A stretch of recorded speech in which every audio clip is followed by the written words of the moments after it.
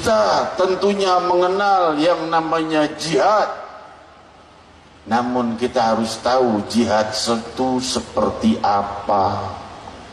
Jangan bicara jihad kalau emosi itu setan, bukan jihad namanya. Hadirin hadirat, beda antara emosi dengan jihad. Kalau seandainya jihad, Rasul bilang jangan memukul wajah, jangan menyerang wanita dan anak-anak, jangan menyerang yang tidak bersenjata, jangan menyerang yang tidak menyerang. Nah, itu namanya jihad. Kalau kita tidak diserang, haram kita menyerang orang. Itu untuk yang di luar Islam, apalagi yang sesama muslimin. Rasul sallallahu alaihi wasallam itu adalah orang yang cinta kepada seluruh makhluknya Allah. Kepada sesama manusia cinta, dan Rasul ingin umatnya mencintai manusia, dan belum sempurna iman seseorang sebelum dia mencintai manusia satu sama lain. Jika seseorang mencintai muslimin saja, tidak menyayangi orang-orang yang di luar Islam, maka belum sempurna imannya seperti Sayyidina Muhammad. Ya, tidak ada yang bisa imannya sama seperti Nabi Muhammad tentunya. Tapi paling tidak kita mengambil sebutir saja daripada mutiara-mutiara keindahan budi pekerti Nabi Muhammad. Dari rahasia kemuliaan Isra wal Mi'raj Nabi Muhammad sallallahu alaihi wasallam. Hadirin hadirat, siapa yang paling ingin orang non muslim masuk Islam? Siapa? Tentunya Rasul sallallahu alaihi wasallam. Tetapi Rasul justru lemah lembut pada orang-orang yang non muslim itu. Seorang Yahudi pemuda datang ke rumah Rasul, bilang mau tinggal di rumah Rasul. Kalau orang-orang zaman sekarang mungkin, mau ngapain kamu non muslim, najis, masuk rumah saya sana pergi. Enggak begitu akhlak budi Sayyidina Muhammad. Yahudi diterima oleh Rasul. Tinggal di rumah Nabi, makan sepiring dengan tangan Muhammad Rasulullah, jari-jarinya bersentuhan dengan jari-jari Nabi,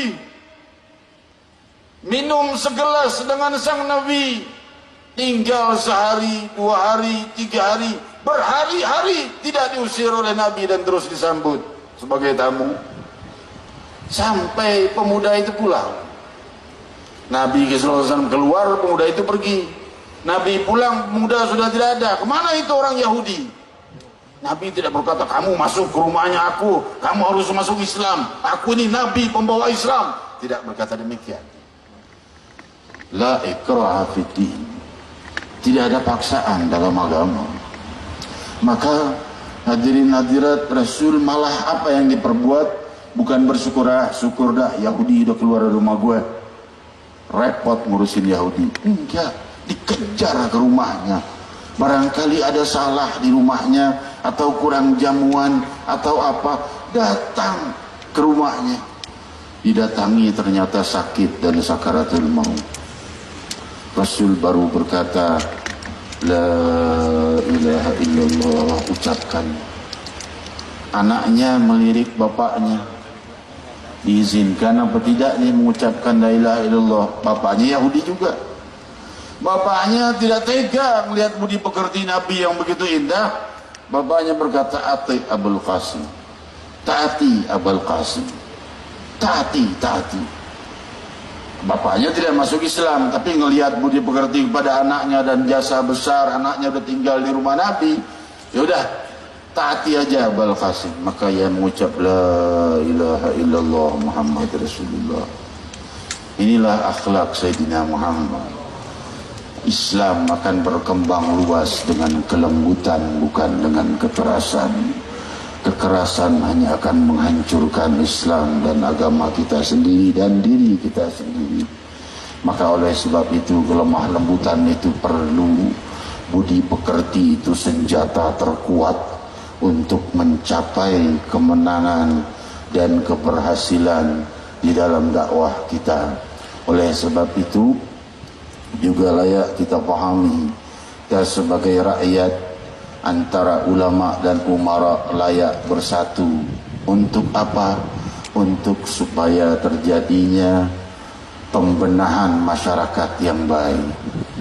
Kalau ulama dan umara itu pejabat, ulama dan umara saling hantam, musuh Islam tepuk tangan, syukur tuh hancur sendiri, dihancurin sama pemerintahnya sendiri, saling hantam sendiri.